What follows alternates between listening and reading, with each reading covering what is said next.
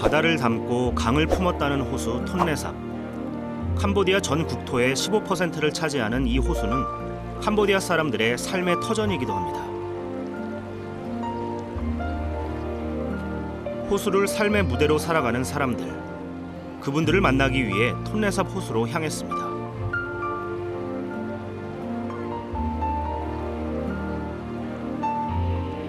캄퐁치낭은 톤레삽 호수 근처의 대표적인 도시입니다. 톤레삽은 캄보디아 말로 강이라는 뜻의 톤레와 거대한 호수라는 의미를 가진 삽이 합쳐진 말인데요. 우기 때에는 메콩 강물이 이곳까지 흘러들어온답니다. 강과 호수가 합쳐져서일까요? 이곳은 세계에서 가장 거대하며 중요한 내륙 어장이기도 합니다.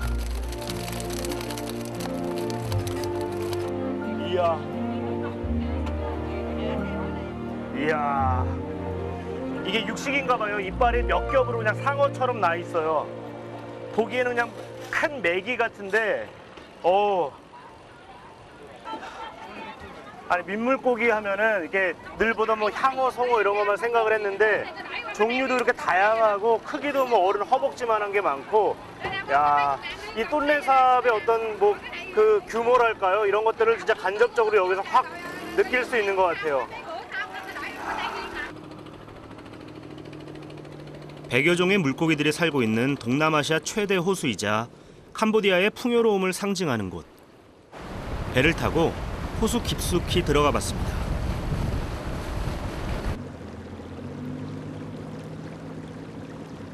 우기 때면 건기인 지금보다 호수 면적이 6배까지 커진다고 하는데요. 호수에서 수평선을 볼 수 있다는 사실이 참 신기했습니다. 여기가 호수인데 그냥 보기에 제가 느끼기에는 바다 같아요. 끝이 안 보여, 끝이. 와. 끝없이 펼쳐진 호수를 따라가다 보면 수상 가옥들이 점점이 들어서 있는 풍경이 펼쳐지는데요. 톤레삽 호수 주변 마을 중에서도 아름다운 곳으로 손꼽히는 곳입니다. 마치 동양의 베네치아에 온 듯한 기분이 들었는데요. 캄보디아 북부의 중심 도시인 시엠립에서 가장 가까운 총크니의 수상마을. 총크니에는 캄보디아 말로 막다른 길이라는 뜻입니다. 톤레삽 호수는 황토를 실어 나르는 메콩 강물이 흘러들어 1년 내내 황토색인 것이 특징입니다.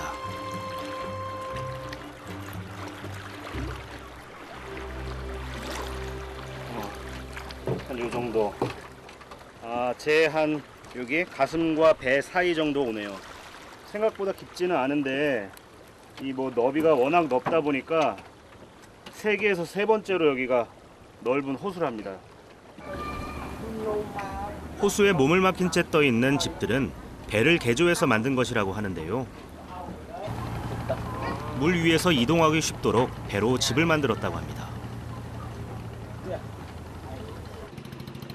이때 한 아저씨가 눈에 띄었는데요.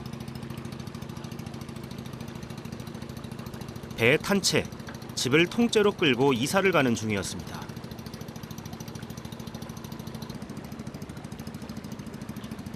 (11월에서 3월까지) 호수의 수위가 얕아지는 건기에는 이렇게 집을 끌고 이사가는 모습을 종종 볼 수 있다고 합니다.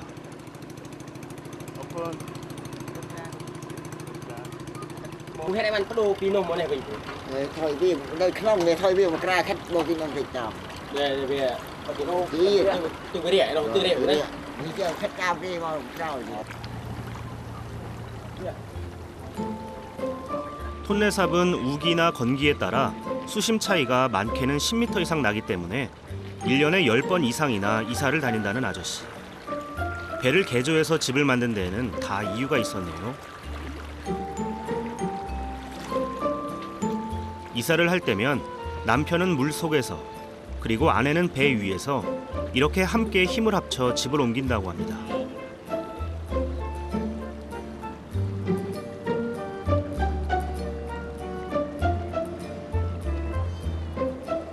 호수 위에 집들이 모여 마을을 형성하고 있는 총크니에.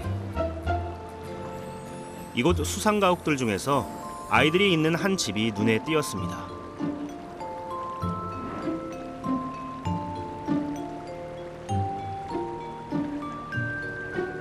진짜.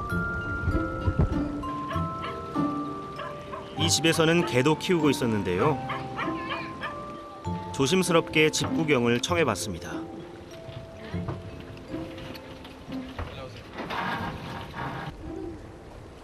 아, 진짜. 저 게임 하시는구나. 이웃 아주머니들과 아이들이 함께 모여 있었습니다. Kita chặt treo hết chị. Kita chặt treo hết.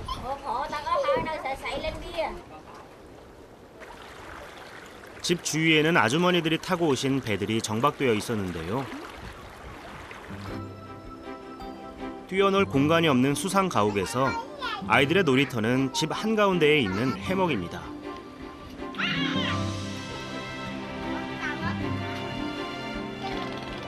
해먹은 아이들이 나란히 앉아 그네놀이도 하고 낮잠도 자는 중요한 공간.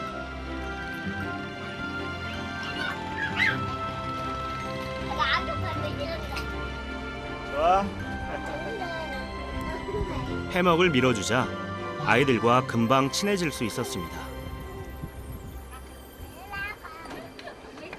수상 가옥에는 생활에 필요한 모든 시설이 다 갖춰져 있었는데요. 아, 여긴 부엌이네. 냄비들 다 걸려 있고. 집 한켠에 있는 부엌에는 요리를 할 수 있는 냄비, 프라이팬 등 각종 도구들이 걸려 있었습니다. 부엌에서는 가스가 아니라 숯이나 나무로 부를 때 음식을 만든다고 합니다.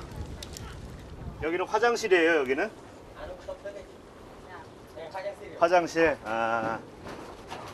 화장실 바닥은 물입니다. 화장실에는 변기가 따로 없었는데요. 호수가 훤히 보이도록 바닥을 뚫어 화장실로 사용하고 있었습니다. 마침 이 집을 방문한 한 아주머니가 계셨는데요. 배에 물건을 가득 싣고 오신 아주머니. 아, 커피 파는.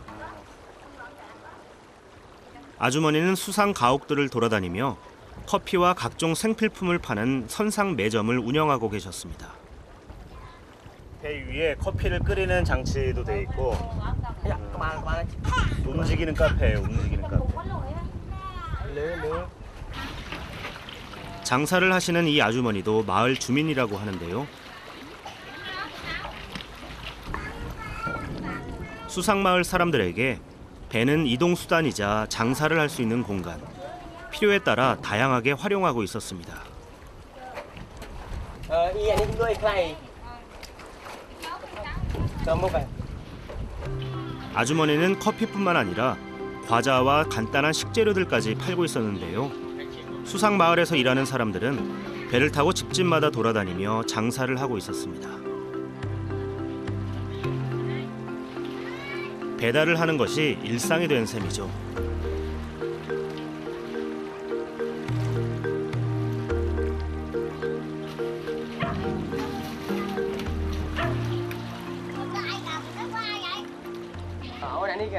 Anh kan saya gay pun, sampai saya gay. Anh saya gay. Tak mau main.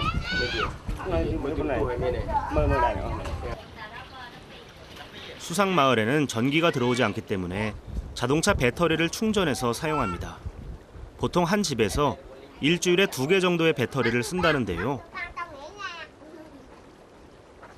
카세트 라디오뿐만 아니라 텔레비전이나 휴대전화 충전 등에 다양하게 이용하고 있었습니다.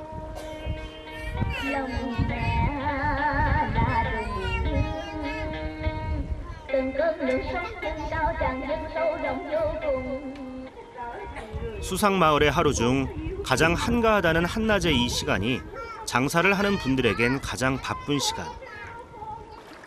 이 청년도 마을 주민이라고 합니다.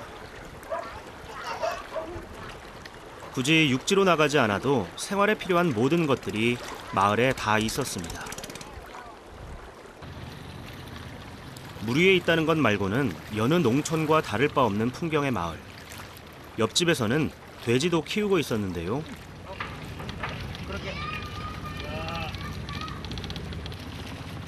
돼지들은 무너진 축사 지붕에 올라 먹을 것을 찾아 헤매고 있었습니다. ấy. Chịu cái này bắn về nó lừa từ bồn rồi.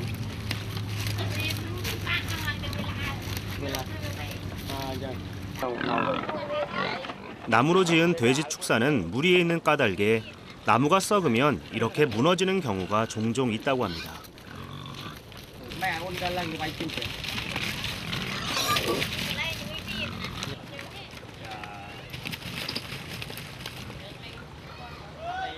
돼지들을 옮기기 위해 마을 사람들이 총동원됐는데요. 무너진 우리 밑에는 10마리 정도 되는 돼지들이 더 있었습니다. 수상마을에서 돼지는 물고기와 함께 중요한 생계의 수단이기도 합니다.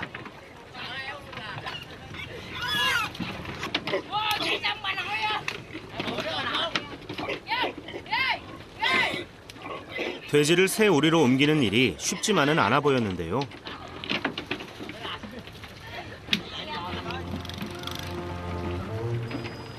그래서 저도 좀 거들었습니다. 이렇게 돼지를 옮겨야 하는 날이면 조용했던 마을 전체가 들썩입니다.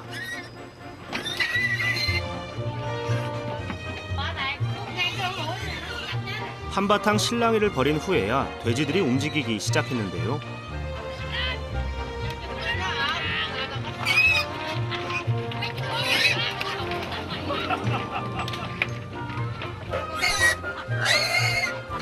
이곳에서 자란 돼지들은 균형 감각이 좋아 물 위에서도 당황하지 않는다고 합니다.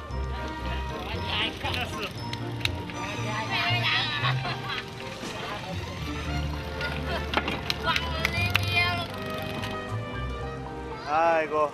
돼지들은 수상 마을에서 사는 법을 스스로 터득한 것 같습니다.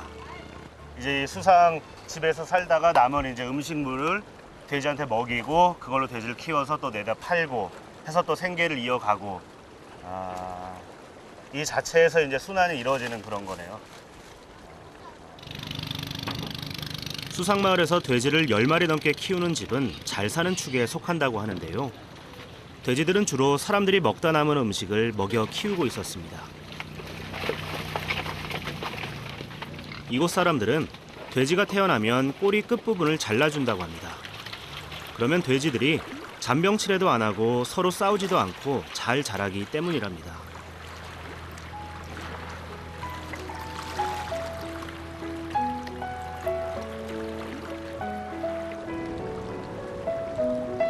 캄보디아 사람들의 삶을 품고 있는 호수 톤레삽.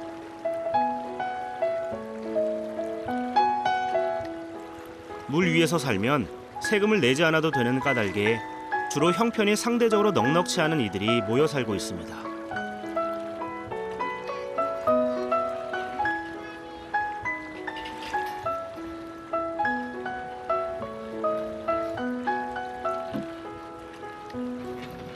수상마을 사람들에게 있어 톤레삽은 나고 자란 삶의 터전이자 모든 것을 품어주는 어머니와 같은 존재입니다.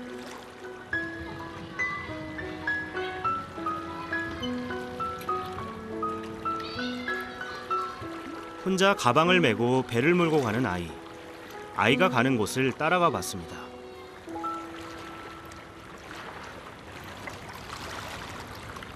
학교에 도착하니 선생님이 직접 우리를 맞아주셨는데요.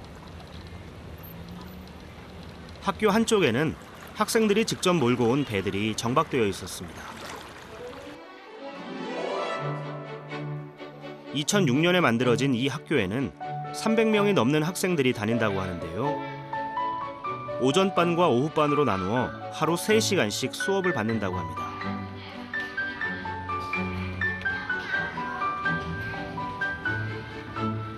초등학교 1학년에서 4학년까지 과정이 있고 5학년이 되면 육지로 나가야 공부를 계속할 수 있었습니다.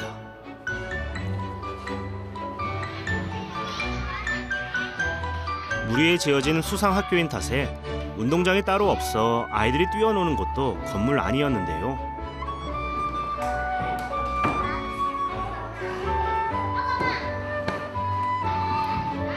고무줄 놀이하는 방법은 우리나라와 비슷해 보였습니다.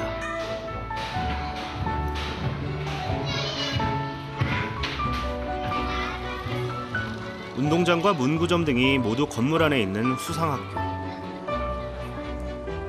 특이한 것은 이발소까지 있다는 건데요. 학생들과 선생님들은 물론 마을 주민들이 이용하는 이발소라고 합니다.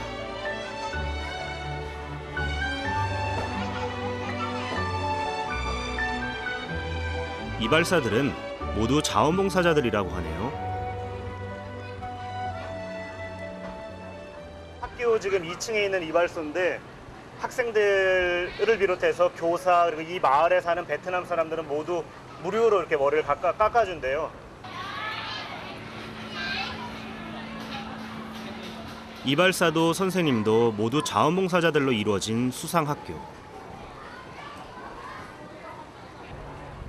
덕분에 이곳 사람들은 머리를 깎기 위해 멀리 육지로 나갈 필요가 없다고 합니다. 수업이 끝나면 아이들은 다시 배를 타고 집으로 돌아갑니다. 배는 학교와 집을 오가는데 꼭 필요한 생활 필수품. 그래서 배는 어른들뿐만 아니라 아이들의 자가용이기도 합니다.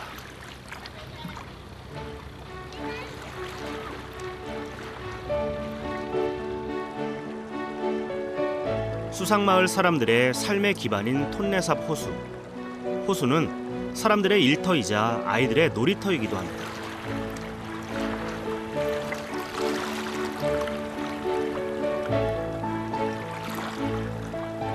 시엠립에서 수도 프놈펜 근처까지 이어진 이 거대한 호수 주위에 사는 사람들만 약 200만 명. 캄보디아 인구의 7분의 1 정도가 호수에서 살고 있는 셈입니다.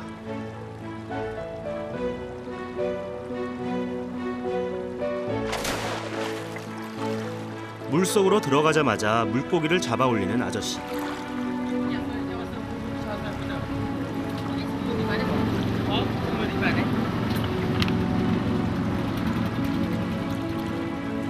남성들은 호수에서 물고기를 잡는 것이 중요한 하루 일과인데요. 대부분 물고기를 팔아서 번 돈으로 생계를 꾸려가고 있었습니다.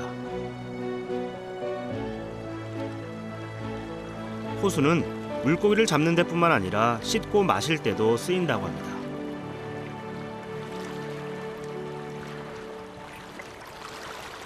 하루 종일 호수에 있으면서 잡는 물고기는 약 100kg 정도. 이렇게 하루 종일 호수에서 일해야 생활을 이어갈 수 있습니다. 이곳에서 잡는 물고기는 캄보디아 말로 쯔번 그리고 끄로라고 불리는 것들인데요. 우리네 붕어와 비슷해 보이는 고기들이었습니다.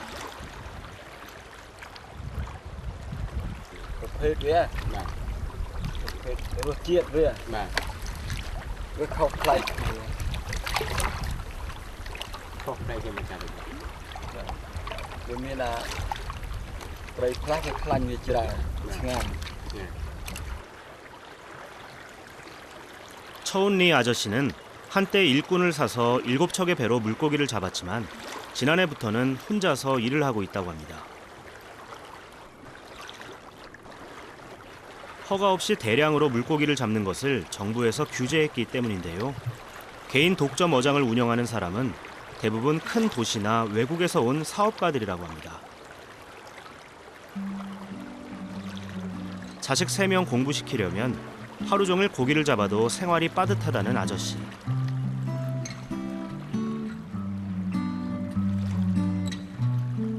그래서일까요? 날은 점점 저물어 가는데 아저씨는 자꾸만 고기를 더 잡아야 한다며 배를 저어 호수로 나아갑니다.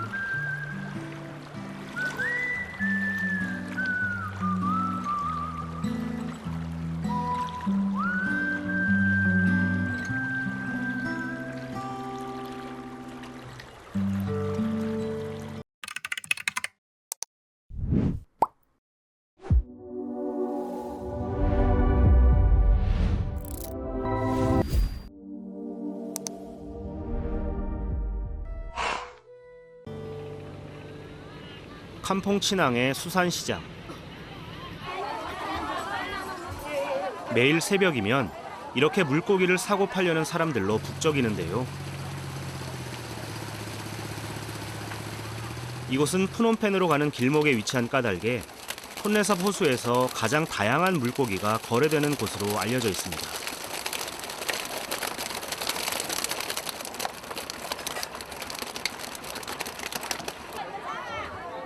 (1억) 톤이 넘는 민물고기가 살고 있어 단위 면적으로 따지면 세계 최고의 민물 어장인 톤레삽. 1년 어획량만 약 100만 톤이라고 합니다. 그래서 이곳 수산시장에는 베트남 사람들까지 와서 물고기 관련 사업을 하고 있다고 합니다.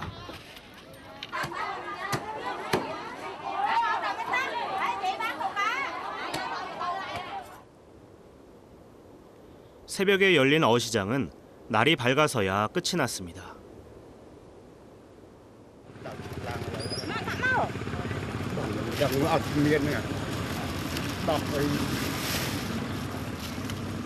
이곳에선 물고기를 잡고 운반하는 것은 남자들의 몫이고 고기를 다듬고 가공하는 일은 주로 여성들이 한다고 합니다. 캄보디아 사람들의 주요 단백질 공급원이 되고 있는 톤레삽의 물고기들. 어획량이 많은 탓에 생선 가공 기술도 발달했다고 하는데요. 생선 가공 공장이 많이 있다는 건달 마을을 찾아가 봤습니다. 톤레삽 호수와 프놈펜 사이에 있는 이 마을에는 특히 생선을 훈제하는 공장이 많이 있었습니다.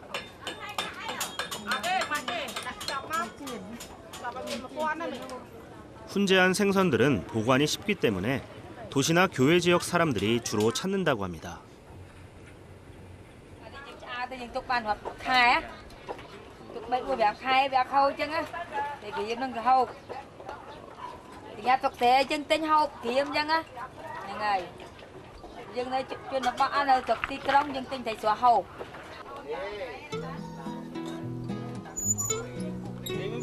이 공장은 3층으로 된 건물 모두를 생선 훈제하는 곳으로 쓰고 있는데요. 생선을 훈제할 때 제일 먼저 하는 작업은 내장을 빼낸 고기를 햇볕에 말리는 것입니다. 생선이 꾸덕꾸덕해질 때까지 잘 말려야 육질이 쫄깃해집니다. 얼마나 잘 말리느냐가 생선의 맛을 좌우한다고 해도 과언이 아니라고 하는데요. 적당히 마른 생선을 훈연실로 옮겨 서너 시간 동안 훈제를 합니다.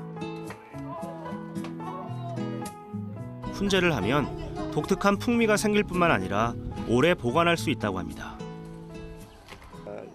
តំបន់នេះល្បីជាងគេដោយសារត្រីនៅតំបន់នេះពណ៌ស្អាតហើយគេឆ្អើរបានល្អអញ្ចឹងមានគុណភាពអីចឹងគេហូបទៅមានគុណភាពឆ្ងាញ់អីចឹងគេចូលចិត្តនៅខេត្តកំពង់ឆ្នាំងគេចូលចិត្តត្រីខេត្តកំពង់ឆ្នាំង 색깔이 다 금색, 황금빛. 요거는 약간 카라멜색이 좀 나고 이거는 정말 금빛이에요. 아마 요거를 이제 더 훈제를 여러 번 거듭하면 이렇게 이제 조금씩 진해지는 그런 것 같습니다. 야,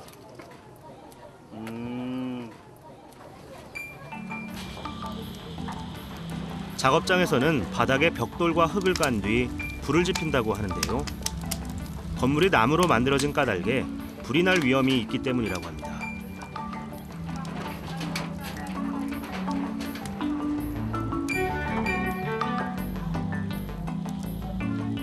매일 수천 마리의 생선을 훈제한다고 하는데 이 공장에서 만들어진 훈제 생선은 모두 태국으로 수출합니다.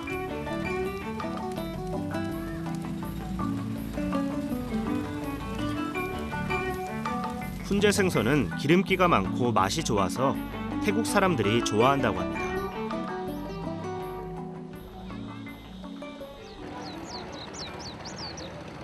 발걸음을 옮겨 고상 가옥들이 많은 캄퐁 클레앙 마을로 향했습니다. 기둥 높이만 6, 7m에 이르는 집들이 모여 있는 마을입니다. 우기 때 물이 차오르는 것에 대비해 집을 높게 짓는다고 하는데요. 아, 이렇게 올라가게 돼 있구나. 마을 주민에게 집 구경을 청해 보았습니다. 입구는 집 뒤편에 있었는데요. 야, 나무로 만든 집은 생각보다 더 높았습니다. 이 마을의 집들 중에는 기둥이 10m가 넘는 집도 있다고 합니다. 야, Sama nang thakiem mà chưa áp chưa. Sa ta cha tuan na mồm nọ nọ tuan na. Này cho sa mô sa trong. Tapi cái dia bao côลืมนำราคาประเทศจึงไอ้คือจอมันดีๆอย่าหน้าไหนเชื่อว่าไอ้นี่ปนนี่นะเดิมมาเวอร์นี่อัดเมียนเตือนเต่าตีใบบุญเวอร์อัดเตือนเต่าตีเลยปนนั่นน่ะเลย 아, 4월에서 10월 사이 우기 때면 물이 집 바로 밑까지 차오르기 때문에 높이 지을 수밖에 없다고 하는데요. 톤레삽 호수가 한눈에 들어오는 전망 좋은 집이었습니다. 얇은 나무 기둥들은 3년 정도면 썩어서 갈아줘야 하지만 이렇게 굵은 기둥들은 15년까지도 견딘다고 합니다. 굵은 나무 기둥이 곧 부의 상징인 셈입니다.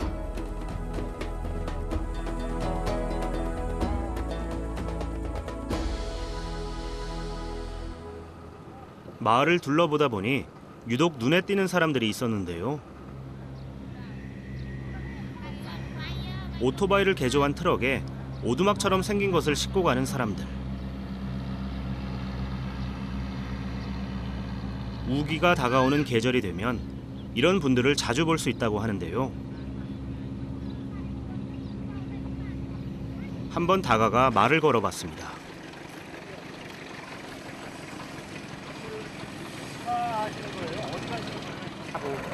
lấy nôm không?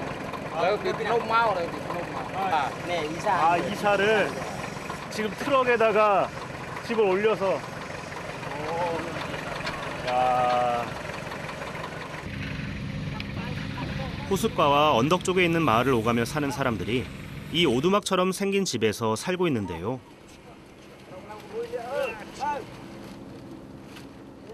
자주 이사를 다니는 까닭에 집도 옮기기 쉽도록 작게 지었답니다.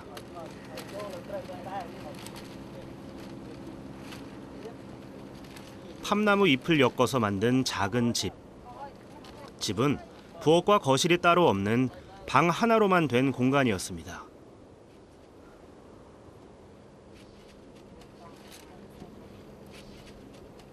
건기에는 호숫가에 살다가 우기가 다가오면 불어나는 물 때문에 언덕 쪽으로 이사를 한다고 합니다.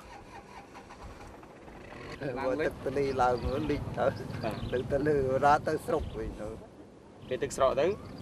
Màu vậy. 이사하는 시기가 되면 마을 사람들이 품앗이로 이사를 도와준다는데요. 집을 옮긴 다음에는 기둥에 밧줄을 묶어 고정하고 수평을 맞춰주면 완성됩니다. 이사하는데 한두 시간이면 충분하다고 합니다. 이제 톤레삽 호수에 물이 불어나도 집이 잠길 걱정은 없습니다.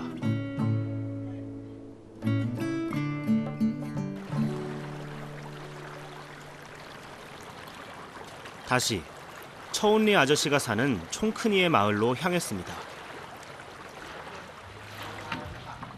며칠 전 처음 만났을 때 다시 한번 꼭 들르라며 초대해 주셨기 때문인데요.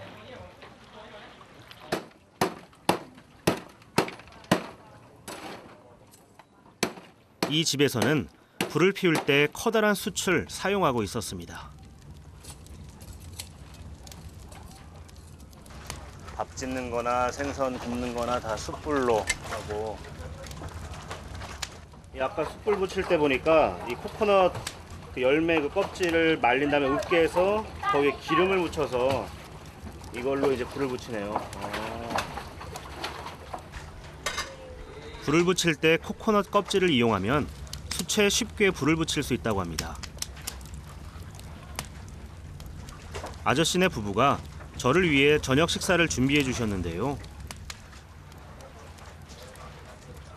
이곳 사람들이 먹는 음식은 주로 숯불에 구운 생선구이. 갓 지은 밥과 함께 먹으면 든든한 한 끼 식사가 됩니다. 잘 먹겠습니다. mình đi thăm anh 언뜻 보기에 우리네 밥상과 비슷했는데요. 생선을 간장에 찍어 먹는 것까지 같았습니다.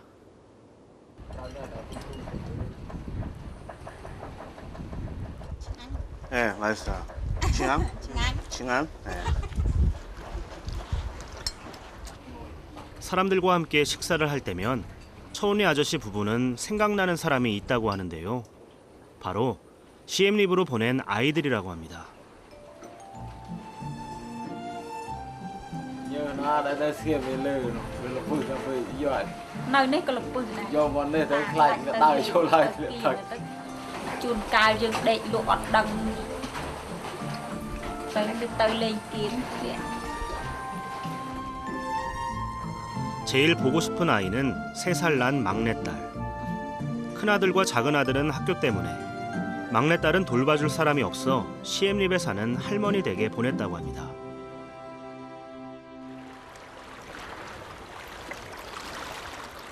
해가 뜨자마자 다시 고기잡이를 위해 호수로 나갈 준비에 바쁜 처운리 아저씨.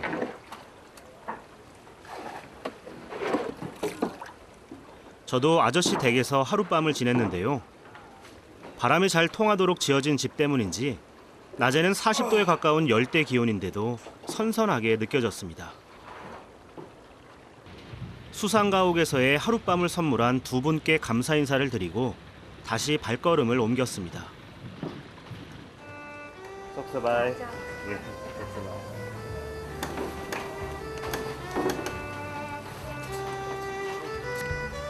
호수에서 나고 자라 지금까지 물고기를 잡으며 살았다는 부부.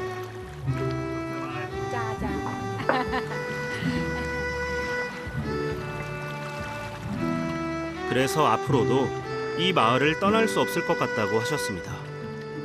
이곳이 바로 고향이라고 하셨습니다.